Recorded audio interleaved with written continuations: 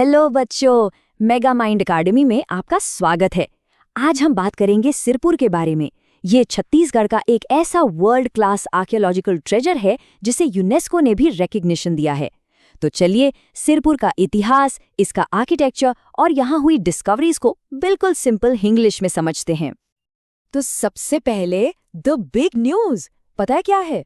इस amazing archaeological site को, सिरपुर को, यूनेस्को वर्ल्ड हेरिटेज टैग के लिए नॉमिनेट किया गया है।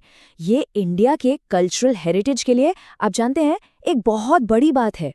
लेकिन सिरपुर में ऐसा क्या खास है जो इसे इस सम्मान के लायक बनाता है? चलिए पता करते हैं। तो पहले ये सिरपुर है कहाँ? सोचिए, छत्तीसगढ़ के बिल्कुल हार्ट में, महानदी नबी के आराम से बहते हुए किनारे पर यह प्राचीन शहर बसा हुआ है।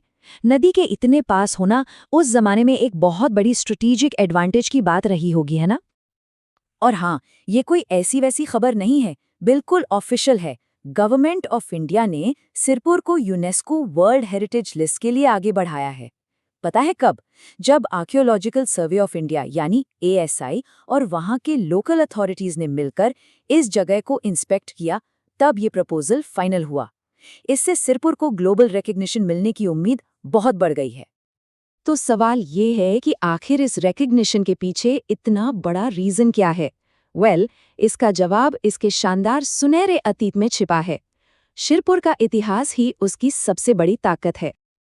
अगर हम टाइम ट्रैवल करें तो सिरपुर 5th से 12th सेंचुरी तक एक बस्टलिंग सेंटर था। इसका गोल्डन एज था 6th से 8th सेंचुरी के बीच, जब ये पांडुवंशी डायनेस्टी के अंडर दक्षिण कोसला की कैपिटल हुआ करता था। फिर सदियों तक ये जैसे खो सा गया और 1882 में अलेक्जेंडर कनिंघम ने इसे फिर से ढूंढ निकाला।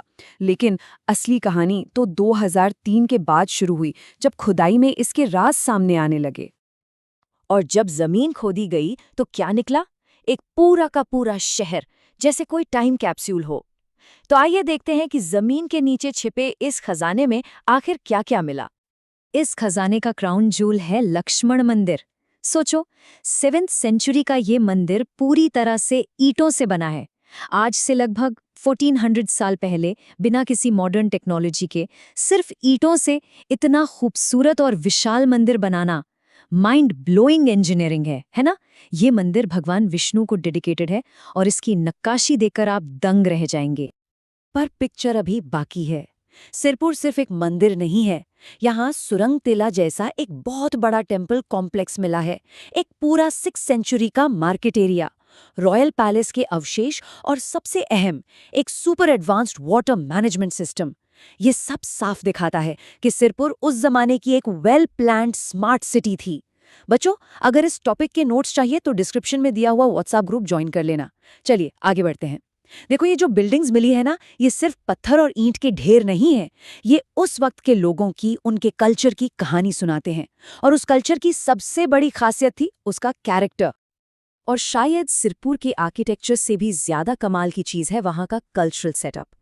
ये एक ऐसी जगह थी जहां अलग अलग बिलीव्स, अलग अलग धर्म, सब एक साथ पीसफुली एग्जिस्ट कर रहे थे। एक संगम था ये। चलिए नंबर्स देखते हैं, वो सब बता देंगे। खुदाई में 34 से ज्यादा मॉन्यूमेंट्स मिले हैं। इनमें 22 शिव मंदिर, 5 विष्णु मंदिर, 10 बुद्धिस्ट विहार और 3 जैन विहार हैं। सोच के देखिए, एक ही शहर में हिंदू मंदिर, बुद्धिस्ट मॉनेस्ट्री, जैन विहार, सब आसपास। ये उस दौर की टॉलरेंस और रिस्पेक्ट का सबसे बड़ा सबूत है। और इस बात का प्रूफ एक बहुत बड़े वर्ल्ड ट्रैवलर ने भी दिया है। नाम सुना होगा आपने, xuanzang। 7th सेंचुरी में ये चाइनीज ट्रैवलर इंडिया आए थे और उन्होंने अपने रिकॉर्ड्स में साफ साफ लिखा कि सिरपुर बुद्धिज्म का एक बहुत बड़ा सेंटर था। यहाँ मिला तीव्रदेव महाविहार इस बात का जीता जागता प्रमाण है। तो अब तक हमने इसका इतिहास देखा, इसकी अमेजिंग आर्किटेक्चर देखी और इसका रिलीजियस हार्मनी वाला एंगल भी समझा। अब इन सारे डॉट्स को कनेक्ट करते हैं और आखिर में समझते हैं कि ये यूनेस्को के लिए इतना स्पेशल क्यों है। देखो, यूनेस्को का टैग ऐसे ही नहीं मिल जाता। एक बहुत ज़रूरी क्राइटेरिया होता है जिसे कहते हैं आउटस्टैंडिंग यूनिवर्सल वैल्यू या OUV।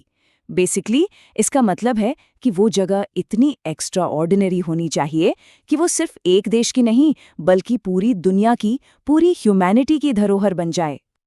तो क्या सिरपुर इस टेस्ट को पास करता है? बिल्कुल। Let's check the boxes. यहाँ का कल्चर और आर्किटेक्चर का एक यूनिक ब्लेंड है, मंदिर और नदी का परफेक्ट मिक्स जो कल्चरल और नेचुरल हेरिटेज को जोड़ता है।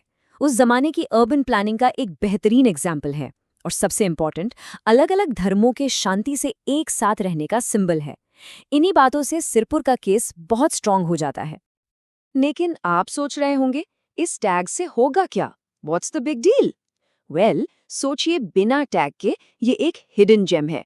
लिमिटेड रिकॉग्निशन, कम रिसोर्सेज, लेकिन यूनेस्को टैग मिलते ही इसे ग्लोबल अटेंशन मिलेगा, इंटरनेशनल फंड्स आएंगे, टूरिज्म बढ़ेगा, जिससे लोकल इकोनॉमी को बूस्ट मिलेगा। और सबसे बड़ी बात, इस अनमोल विरासत की लॉन्ग टर्म सुरक्षा पक्की हो जाएगी। तो इस नॉमिनेशन के साथ ही सिरपुर के फ्यूचर का ब्लूप्रिंट भी तैयार हो रहा है। सिर्फ अतीत ही नहीं, इसके भविष्य को भी संवारा जा रहा है। आइए देखते हैं कि आगे क्या प्लान्स हैं। सरकार का प्लान काफी सॉलिड है। वहां तक पहुंचने के लिए अच्छी सड़कें बनेंगी, साइट पर घूमने के लिए बैटरी से चलने वाली गाड़ियां होंगी। पूरी जगह को 4 हिस्सों में बांटा जाएगा, बुद्धिस्ट, हिंदू, सिविल और रिवराइन। हर हिस्से में विजिटर्स के लिए पानी, बैठने की जगह और साफ सफाई की सुविधा होगी। और हाँ, सालाना सिरपुर महोत्सव को भी और ग्रैंड बनाने का प्लान है। तो ये सब जानने के बाद आपसे एक सवाल है। इतना इतिहास, इतनी कला और धार्मिक सद्भाव का इतना अनोखा संगम देखने के बाद आपको क्या लगता है? क्या सिरपुर को full UNESCO world heritage status मिलना चाहिए? सोचिएगा जरूर। तो बच्चों, मिलते हैं नेक्स्ट वीडियो में। अगर वीडियो पसंद आए तो लाइक, कमेंट, शेयर करना और मेगा माइंड एकेडमी को सब्सक्राइब करना मत भूलना।